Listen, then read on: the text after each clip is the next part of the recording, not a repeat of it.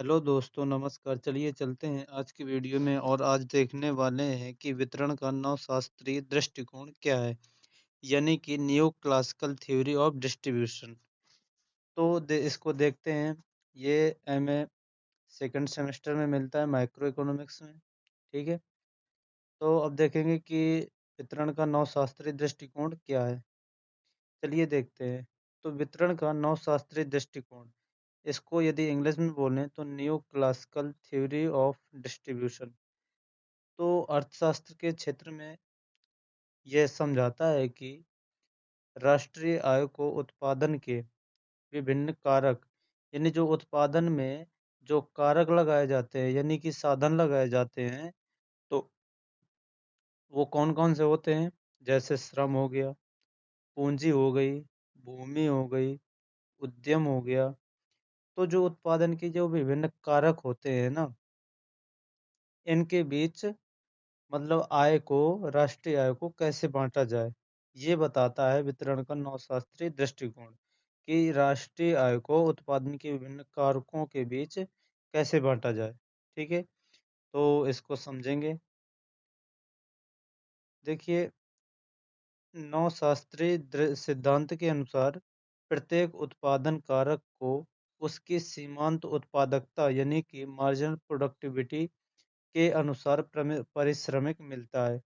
यानी जो नवशास्त्रीय दृष्टिकोण है, वो इस सिद्धांत के अनुसार प्रत्येक उत्पादन का कारक, यानी कि जो प्रत्येक उत्पादन का जो उत्पादन करने वाले जो साधन है, तो प्रत्येक साधन को उसकी सीमांत उत्पादकता का मतलब क्या है।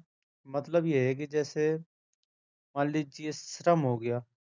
श्रम को लगाने से एक श्रम को लगाने से 50 कुंटल का उत्पादन हो रहा है। और वहीं यहाँ पे पूंजी इसमें यदि हम लगा दें तो इसमें 60 कुंटल का उत्पादन होने लगता है। तो इनमें कितना डिफरेंस है, 10 का। 10 का डिफरेंस है ना। तो 10 ही उनकी सीमांत उत्पादकता होगी। ठीक है। तो इसी के पर्पज से, इसी के हिसाब से उनको पारिश्रमिक, यानी कि उनको यदि पूंजी होगी तो उसको ब्याज मिलेगी, यदि श्रम होगा तो उसकी उसको मजदूरी मिलेगी। ठीक है। तो उनकी सीमांत उत्पादकता के हिसाब से उनको मतलब कि उनकी मजदूरी दी जाती है। जैसे श्रम है, एक श्रम है, तो वो 50 कुंटल का उत्पादन कर रहा है। इसी में यदि दूसरा श्रम लगा दिया जाए तो 60 कुंटल का उत्पादन होने लगता है। तो इनके बीच जो 10 का डिफरेंस है ना, वही सीमांत उत्पादकता है। तो इन्हें सीमांत उत्पादकता के बराबर ही श्रमों को उनकी मजदूरी मिलेगी। ठीक है। चलिए आगे चलते हैं। देखिए, जैसे जैसे श्रम को क्या दिया जाता है, मजदूरी, यानी कि वेज दिया जाता है। और जो पूंजी है उसको ब्याज दिया जाता है, यानी कि इंटरेस्ट दिया जाता है। और जो भूमि है उसको क्या दिया जाता है, उसको किराया दिया जाता है, यानी कि रेंट। कहते नहीं है, हमने हमने जो खेती है वो रेंट पे ली है। ठीक है, यानी कि किराए पे ली है। 1 साल के लिए या 2 साल के लिए ऐसे ले लेते हैं लोग। जो उद्यमिता है, उद्यमिता का मतलब होता है जो सहन करता है। यानी कि जैसे मान लीजिए कि हम लोग हैं यहाँ पे, हमने खेती की।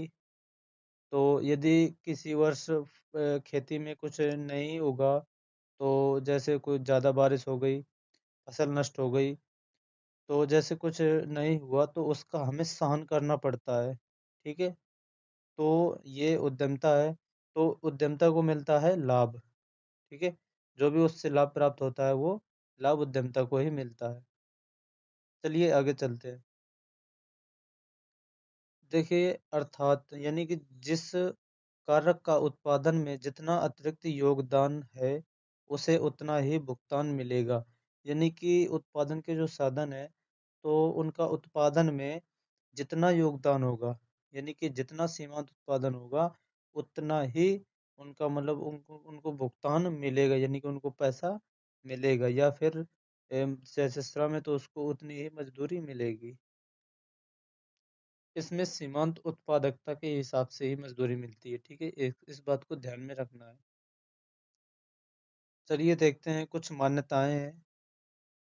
इस सिद्धांत की कुछ मान्यताएं हैं, उनको देखेंगे। जो नंबर एक है, नंबर एक पे पूर्ण प्रतिस्पर्धा का अस्तित्व, यानी कि पूर्ण प्रतिस्पर्धा का अस्तित्व।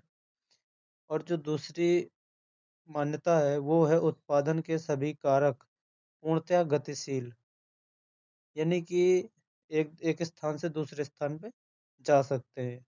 ठीक है। तीसरा है जो सभी कारक तर्क संगत व्यवहार करते हैं। तर्क संगत व्यवहार करते हैं, आप समझ गए होंगे इसका मतलब क्या है। ठीक है। चलिए आगे चलते हैं। तर्क संगत का यदि अर्थ मतलब नहीं पता है तो वो होता है तर्क के हिसाब से, यानी कि तर्क के अनुसार उनका व्यवहार करना। ठीक है। अब देखिए जो अगला पॉइंट है वो है उत्पादन फलन, यानी कि प्रोडक्शन फंक्शन ज्ञात है, यानी कि इसमें प्रोडक्शन जो फंक्शन है वो दिए हुए है। ठीक है। अगला पॉइंट है घटती सीमांत उत्पादकता का नियम लागू होना, यानी कि घटती हुई सीमांत उत्पादन का नियम लागू होता है इसमें। इस सिद्धांत में घटती हुई सीमांत उपयोगिता का नियम लागू होता है। ठीक है। तो ये कुछ मान्यताएं थी। अब देखेंगे कुछ मुख्य तत्व कौन कौन से हैं। किसी भी उत्पादन कारक का मूल भुगतान उसके सीमांत उत्पाद के बराबर होता है, यानी कि किसी भी उत्पादन कारक, यानी कि जो उत्पादन का जो साधन होता है, तो किसी भी उत्पादन साधन का मूल्य जो कीमत होती है उसके सीमांत उत्पाद के बराबर होती है, यानी कि वह एक इकाई, एक अतिरिक्त इकाई उत्पादन मतलब कितना करता है। ठीक है। जैसे जैसे यानी हमने मान लीजिए एक श्रम लगाया तो कितना, 10 10 कुंटल उत्पादन हुआ। और जब दूसरा श्रम हम लगाते हैं तो उसमें 15 कुंटल उत्पादन होता है। और जब तीसरा श्रम लगाते हैं तो 20 कुंटल उत्पादन होता है। तो ये जो उनके सीमांत उत्पाद के बराबर होता है, यानी कि जो इनका मूल्य है ना जो श्रम का, तो इनका इनमें कितना अंतर है, इनमें कितना अंतर है, 5 का अंतर है। तो इसी के बराबर इनको, इसी के हिसाब से सीमांत उत्पाद के हिसाब से इनको मजदूरी मिलेगी। ठीक है। जैसे कुछ देख लेते हैं। मजदूरी बराबर क्या होता है, श्रम की सीमांत उत्पादकता गुणे वस्तु का मूल्य। ठीक है। अब देखिए ब्याज, ब्याज बराबर होता है पूंजी की सीमांत उत्पादकता गुणे वस्तु का मूल्य। ठीक। चलिए आगे चलते हैं। आगे देखेंगे उत्पादक तब तक किसी कारक को नियुक्त करता है, सॉरी। उत्पादक तब तक किसी कारक को नियुक्त करता है जब तक सीमांत उत्पाद, सीमांत राजस्व उत्पाद बराबर कारक कीमत, यानी कि एक उत्पादक जो होता है, उत्पादन करने वाला, तब तक किसी कारक को नियुक्त किए रखता है उत्पादन के लिए जब तक कि उसकी सीमांत उत्पाद और उसकी उस कारक की कीमत बराबर नहीं हो जाती है। ठीक है। तब तक वो नियुक्त रखता है। देखिए इस प्रकार बाजार में मांग और पूर्ति के आधार पर प्रत्येक कारक का पारिश्रमिक तय होता है। ठीक है। अब इसमें निष्कर्ष में देखेंगे क्या है। यह सिद्धांत, इस सिद्धांत के अनुसार वितरण न्याय संगत और स्वाभाविक होता है, क्योंकि हर कारक को उसके योगदान के अनुसार भुगतान मिलता है। ठीक है। अब कुछ आलोचनाएं देख लेते हैं। आलोचनाएं जो है वो है, पहली आलोचना है जो, वो कौन सी है, पूर्ण प्रतिस्पर्धा वास्तविकता में दुर्लभ है, यानी कि जो पूर्ण प्रतिस्पर्धा की मान्यता थी वो वास्तविकता यदि देखें, यानी कि रियल टाइम पे देखें, तो वो दुर्लभ है नहीं, यानी कि इसकी कमी है। ठीक है। ये पहली आलोचना हो गई। और जो दूसरी आलोचना है वो है सीमांत उत्पादकता को मापना कठिन है, यानी कि उन्होंने बताया था कि सीमांत उत्पाद के बराबर ही जो उत्पादक के कारक है उनको पारिश्रमिक मिलेगी। तो सीमांत उत्पादकता को मापना भी बहुत कठिन है। ठीक है। अगला जो पॉइंट है यह आय की असमानता को नैतिक रूप से सही ठहराता है, यानी कि जो आय की असमानता है उसको सही मतलब कि नैतिक रूप से सही ठहराता है ये। चलिए अगला पॉइंट। अगला पॉइंट जो है आलोचना का, वो है शक्ति, संघ, संस्थागत कारकों की उपेक्षा करना। यानी कि जो शक्ति है और संघ है और जो संस्थागत कारक है, इनकी उपेक्षा करता है, यानी कि इनकी बात भी नहीं करता है वो।